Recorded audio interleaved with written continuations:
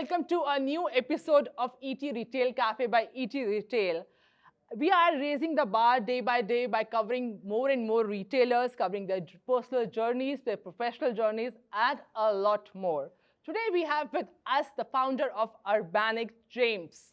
Hi James, welcome to ET Retail Cafe. Thank you very much. So tell me about how your retail journey started. What was the idea behind starting Urbanic? I want to know everything about you that way. Sure, absolutely. So it kind of started in a slightly odd way, really, because I was, after leaving school, I played professional rugby. And over that time, I spent 5 years playing professional rugby and also studying a degree in French and Spanish at university. And over that period, I actually had I was sponsored by a supplement company. And so I got my free supplements for myself for the sport, but I was also offered the opportunity, if I wanted to sell the goods on the side. And obviously they would give me the goods at cost price, and I could play with the margins, as it were.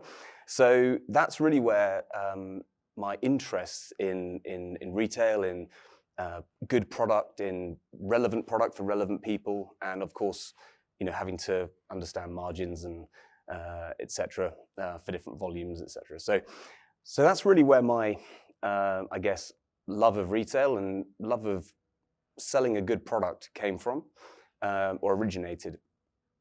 And then, after rugby, I went to Cambridge, studied politics, and then went to live in Argentina. So I wanted to use my Spanish that I'd learned during my first degree. And I'd never been to Argentina, but I played against Argentina in the Junior World Cup for England, under 19, and I'd always wanted to visit the country. So I went out there, made some friends, and long story short, started my career in a small business in Buenos Aires. And that really ignited my passion for Latin America more broadly. So I read a lot of books on Latin American history, and knew that really whatever I wanted to do, I wanted to match that love of, I guess, selling retail with my passion for emerging markets. So, and obviously with an initial focus on Latin America. So how the Urbanic story and reality came about, well, it was through the Milken Institute. I was very privileged to be asked to be a young leader back in 2018, 2019. And through that fantastic network, I met a number of great people who equally shared a passion for emerging markets and retail. And that was the original birthplace of, birth environment, as it were, of what would become Urbanic. So, yeah. You never thought of pursuing rugby as a career? Well, it was, but I never got to the top, as it were. I did play, for a Premiership team. We were actually champions of Europe at the time, and I played for them. And I also represented England all the way through to under 21. But after that, I'll admit it. It wasn't through injury that I had to stop. It was really just I think I'd reached my natural peak. And I think that anything thereafter would probably, opportunity cost-wise, not be. I think there were potentially better avenues for me in the future versus rugby. So I decided to stop. You started Urbanic and started making fashionable clothes then. Exactly. No, it was really what really struck me in the emerging markets is just the I guess opportunity to add value to society with a good product, and to enfranchise people who have been traditionally disenfranchised, so female consumers in emerging markets, and bringing them the latest fashion trends, enfranchising them into the latest fashion, ability to buy the latest fashion trends at affordable prices, at a good quality. So that was really the focus, and obviously, India was our first market, and we didn't know how it would go at the beginning, quite frankly. But we we had a core vision of what we wanted to do, and we have a great team that's now grown, and I think that's one of the fundamentals to the success we've had to date, is a fantastically talented team of people across the board. Certainly very talented team, obviously, in India, and that's really been the part of the secret sauce of our success to date. But yeah, we've got to keep earning our success, obviously. So you'll be expanding to other countries as well, right? We are, yes. We are now actually also in Brazil and Mexico, so Latin America. I actually spent, after my initial year in Argentina, or 7 months in Argentina, I spent a further 3 years traveling all around Latin America, working in finance. So I really did pursue my passion for Latin America. So we were in Brazil and Mexico, and we have our sights on entering the Middle East probably next year, and we're planning for that as well. So you have been observing the consumers of different countries. How do you see, what is the difference between the consumer behavior that you've observed? In the markets we operate in? Yeah. Sure. So look, I think there's a common thread. As I mentioned, the goal was to create a community via enfranchising those who traditionally have been disenfranchised, to provide them good quality clothes at affordable prices. So that thread remains a constant throughout.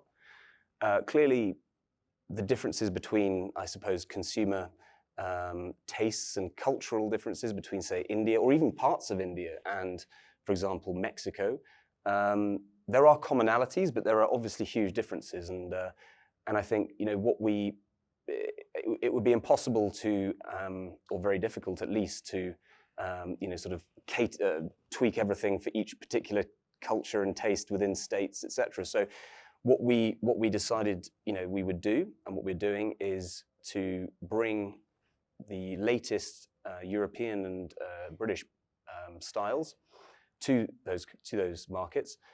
And what's so interesting is that within the 3 markets we operate to date, yes, there are different tastes of the styles we have, and we have a huge variety of styles.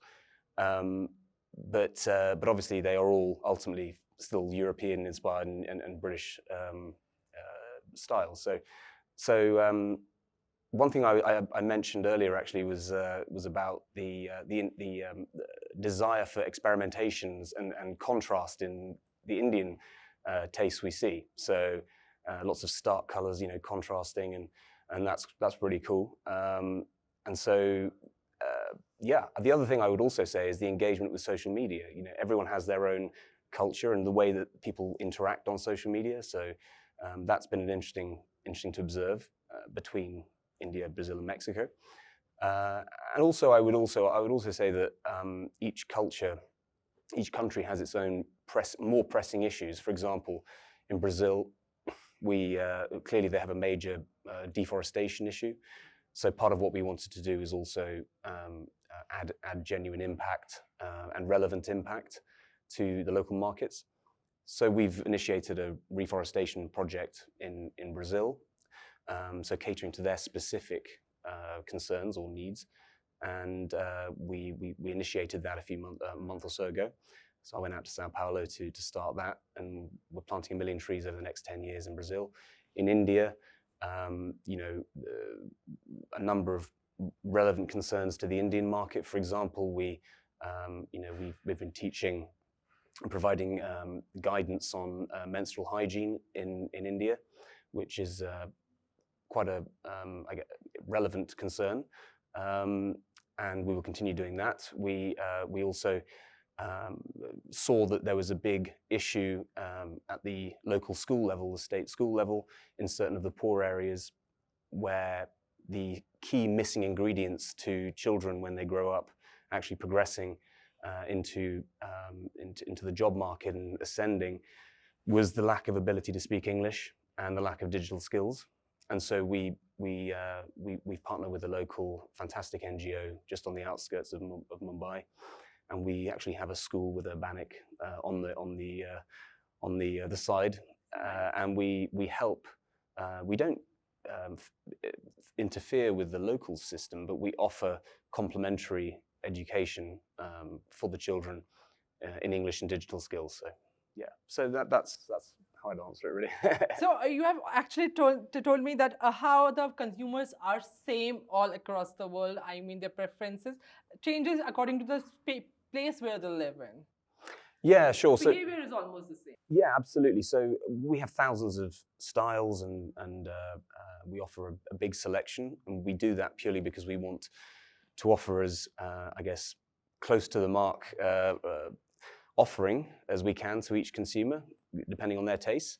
But what I meant in terms of the between India, Mexico, and Brazil, for example, is that of that multitude of styles and selections we have, there are those styles that are particularly chosen and favored by, say, the Indian market, and those that are, or even mixtures of the way, of the styles and garments. So whilst it is always a European style that we are, and British style that we are offering. So that's what I meant. It's the way they mix and match, and show their individual personalities through the way they dress that is different. Oh, wonderful. So James, tell me, what are the learnings that you have taken from the various careers that you have been through, and how are you applying those learnings at Urbanic to make it a global brand? So I think my initial career, my first 4 years, was playing professional rugby. And what I learned about over that period really, I believe, has sort of stayed with me all the way since then. And that is the true nature of teamwork. Living in a no-fear environment, that's what we were taught, even though there was great fear because we could have been dropped at any time. So that was a relevant lesson I learned. But also the long-term nature of the work you have to put in order to hopefully maybe get an international cap or play for a top team. And that grit, which is the right word for it, I think, is something that was shared by all my teammates when I finally, after many years of hard work, did manage to get to where I'd hoped to get to. But that work started 7 or 8 years before, right? So I think that grit, that mentality of grit, that team ethos, that willingness to take a risk, because it is a risk, because time is a very precious commodity, and one doesn't want to waste one's time unnecessarily. So all those elements really, I've held very close, and I think that has certainly been the sort of framework within which I've sort of operated thereon. The other thing, of course, is the giving back, the reciprocity, the ethical capitalism, as it were, which I think is a very important thing. And I can't really liken it to rugby as much, but certainly I can say that at the end of a game, in rugby rather than football, you shake hands, and no matter how badly the game's gone, or how much of a fight you've had throughout that game, you still shake everyone's hands, the opposition's hands, and you get on. So I think that philosophy is what framed my thinking, and of course, with Urbanic, that same we're a long-term business. We've got a long-term view. We're not trying to take shortcuts in any way. So I think that also stays true to the sort of the long-term thinking of the rugby days. But you must have faced some challenges also while on this journey. Absolutely, and I think that's where the grit comes in, because, and it's not just my grit or some of my co-founders. It's the grit of the team, and one has to create a strong team of people. We'd be nothing without our team, and we'd be nothing without our customers. So there's clearly it's clearly a very important theme there, which we were luckily all very strong on at the beginning. And there have been a number of hurdles. I mean, numerous hurdles. I can go into many of them, but even at the smallest level, getting around how to put everything in place so that one adheres properly to different regulations in different markets, that provided its own challenges. We 100%, are focused on complying with all regulations, etc. So that was never it was never a question of, oh, we'll try and get around something here. We absolutely play it fully by the book, and that is often the harder way to do it, right? But it's the long-term way, and so that's how we approached it. But I think through all the adversities, as it were, all the challenges, one thing that's been common is that everybody has stood up. And why? I think it's a mixture of everyone believing in what we're trying to do, the value that we're bringing to our customers.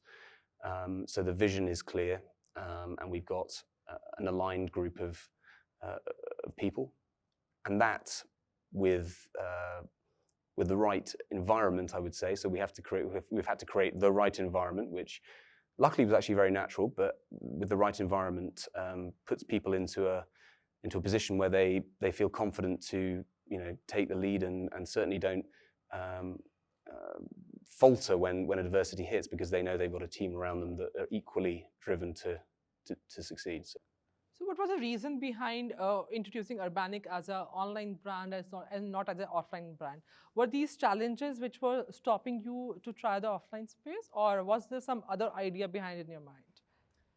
No, I think we always viewed the future of our space as being very much enabled by technology and AI.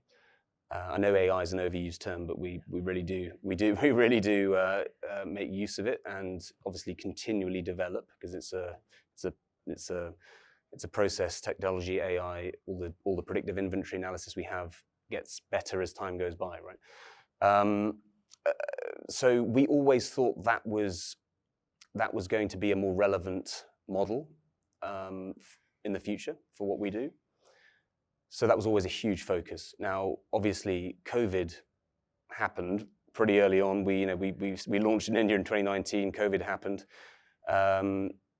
so that really put our thesis to the test, and we actually experienced growth through that period, largely because of our online being an online business. Unfortunately, obviously, out of a bad situation for the world, but nevertheless, that online thesis was proven to be relevant, and so that's really the answer. We were always an online business. Now, that's not to say that, and there are obvious reasons for why we thought that, right? So there is a lot of cost, there's a lot of inefficiency around traditional bricks and mortar retail. That's not to say that there aren't great businesses, because there obviously are, but our thesis was simply that we could, if we set our minds to it, build a strong online business whereby we build our relationship in part, in a large part, but not entirely, via the app, and how we interact with our customers via the app, via social media, etc. Now, in the future, interestingly, we are going to have some pop-ups and other more physical, as it were, rather than online or off, scenarios and experiences and events. So I don't think that the world will suddenly decide that everything in person is over. I certainly don't think that at all. In fact, I think probably that the world and politics and all things tend to sort of lurch, from one extreme to the next, especially nowadays. So I think there's certainly a place for offline retail. It's just a question of the balancings of how much, I think. Looking forward to shop offline from Urbanic. Okay, fantastic. Well, we're having an event, not in the not too distant future, so you are very much invited here. Thank you so much, James. I want to know, you touched upon technology and AI. Technology and AI, you were saying it's helping you actually build a strong business here in India and all over the world, wherever you are establishing. But few people are fearful of AI and ChatGPT because and technology, and they fear that technology might take up their job some days. What if technology takes up your job someday? What will you do? Sure. Well, that's a good question. I think I think it's very unlikely that technology will en masse replace human relationships. I think that's very unlikely. I think that ChatGPT, etc., will, it's disrupting the education sector and all the rest of it. But I have a strong conviction that it will continue to grow and make more efficient certain inefficient parts of the business world. And yes, that may come at the cost of certain jobs being replaced, but I do really believe that growth will actually create more opportunity for other types of jobs. So I don't really subscribe to the idea that we're all going to be sitting in a field doing nothing for the rest of our lives and technology takes over. I think that looking at on the positive side, I think there could be a lot of efficiencies that would not necessarily come with huge job loss. But I think it will take time, and it will take volatility, and it will take time to weather through. But long term, I think it will be a net positive in many ways. As you in terms of taking my job, it's kind of difficult, as I said, to sort of for technology to do absolutely everything. If the people are correct in saying that robots and AI will be thinking so autonomously that it can create companies and do this and do that, then maybe we have got a problem in general. But I think that the key thing for me is that, just like we were talking about online and offline, and my saying that I don't think offline is finished, because I don't. Similarly, and the reason for that is the human relationship element, and it's important for everybody. I think that likewise in the AI and space, I just think that human relationships will always have huge value.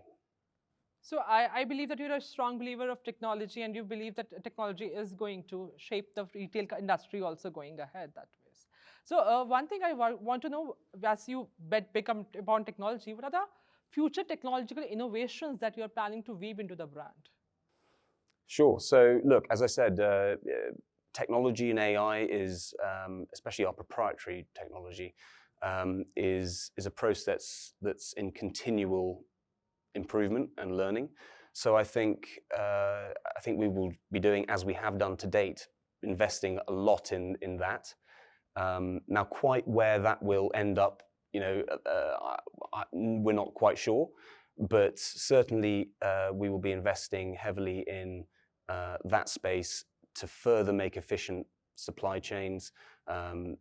Very fluid interaction between the end product and the consumer, and the returns, for any returns. So really streamlining as much as we can even further the whole process, as well as using AI and technology to obviously further understand what garments, what styles, what tastes we can offer based on the desires and feedback of the consumer. So that's where our focus will go on that side. And I think the reason for that, because I think there's a big theme in retail in general, which is that of personalization. And obviously that's a very deep and path to go down. But I think that it's important that consumers feel like they are being listened to and they are getting what they really want. And so that's what we will be continually investing in and developing on. So my last question is, where do you see Urbanic 5 years from now? 5 years from now? I would like to see in India the brand having grown more more value having been added to the societies that, and the various communities within India, at addressing the relevant needs and issues as they come along, and trying to do our part. So I would like to see the community of Urbanic, the not just social media, but just the I guess the liberational element and philosophy that we have. I would like to see that grow, in the markets in which we operate, and so I would like to see the same happening clearly in Brazil and Mexico. So further growth. We're long-term minded, very much so. So my primary concern is to make sure that the markets we are in, we are developing properly and in the right way. And then I would like to see in 5 years' time that we have done a good job of entering and developing the Middle East. I think that's a hugely important region for the business. And then after that, I mean, look, maybe some other markets as well after that. But I think that for the next 4 to 5 years, if we continue to do what we intend to do, and we continue to earn the respect of the customers, then I think that will be quite enough to see the business grow to where we'd like it to get to. We wish you luck on the journey ahead. Thank you. James, before we close this discussion, I want to do a rapid chat kind of a thing with you, where I will not give you time to think about the answers. I'll just keep on bombarding the questions at you, and you have to answer them. Okay. Yeah. So which is your favorite business book? Why do you like it? What have you learned from it? Favorite business book would probably be, there are many. I would say Atlas Shrugged would be one. I mean, it's not necessarily a business book, but it does come under the category of business book. And really what that really means to me is the importance of independent thought for each human being, not being guided wholly by, in terms of one's personal thoughts about where one can get to in life and what choices one makes, by the eye of the other, as Jean-Paul Sartre would say. So I think that messaging is crucially important. Everybody knows that James runs a company called Urbanic, but what do you do in your favorite time? In my spare time, when I have spare time, which is not very often, but I love to spend time with my kids and my wife. We don't get to spend as much time together as I'd like, but that's one thing that's my number one. Other than that, I love to exercise. Not as much. Yeah, I think I love the idea more than the reality at the moment, quite frankly. But I like cycling and Peloton in particular, actually. So my family number one, but then exercise number two, outside of business, obviously. So I must say that you are an athlete by heart. Yes, yeah. I mean, as I said, that rugby, which was something I was obsessed by since I was a very young kid.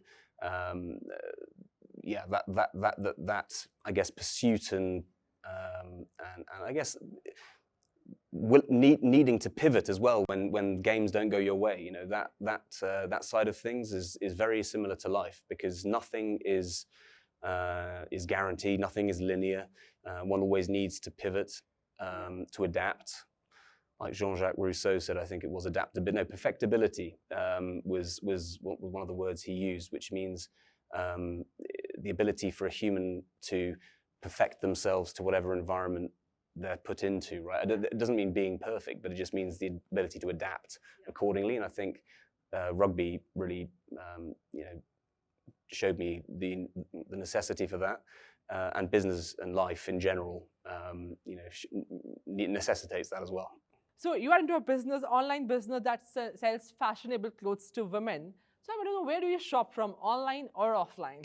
Great question. And as to my point earlier about online completely taking over and replacing offline, I'd be hypocritical if I said that, because I do sometimes go into a store, but I would say that the majority of the shopping I do is online. But it is nice to sometimes go into a store occasionally, largely to And get get the out the touch house. and feel of the product, basically. Yeah, exactly. I think that's an important thing.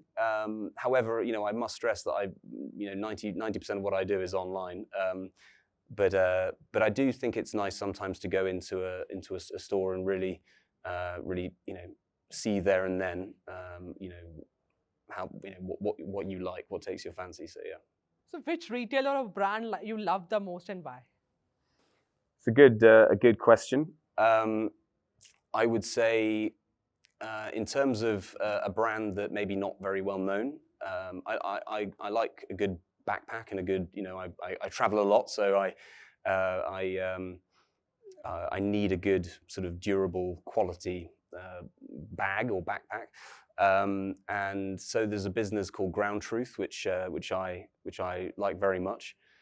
Started by two sisters who have got a phenomenal story. Formerly filmmakers and now creators of Ground Truth, founders of Ground Truth. And what that business is it provides very high quality backpacks and luggage, increasingly luggage, but backpacks at the start, but wholly sustainably. So the netting inside is made from old fishing nets. The tags, the toggles, when you undo the zips, are made from captured carbon. There's a lot of captured carbon in there, and I just really believe in their vision and the quality of the product. It's a very thoughtful product. Yes, it is, absolutely, and it's not a well-known yet, a well-known brand, but I think their story is true and honest, and their outlook and their vision is very, very pure, I would say. They make great quality backpacks at a good price, and they are doing good for the world as well. So great to know that's what about I'd say. it. So, James, my last question is one quality as a leader that you want other leaders to learn from you. Sure. I would say listening to the people around you, listening to your team, listening to your partners. I was always told when I was first starting out in business that God gave you two of these and one of those, right? So and to use it in equal measure. So I do think there's a lot to be said in that, and I really think that part of what has made us reach where we have reached at this point has been down to that genuine listening to ideas and other opinions, and we often make decisions contrary to what we thought we were going to do, based on our team's views and collective views. So I think really it should be a very flat structure and very much listening to the team. So yeah. Thank you, James. It was very informative to know about you and your views. I hope the audience also enjoyed as much as I enjoyed this conversation. I'll be back again next week with a new retailer, a new story. Till then, bye-bye.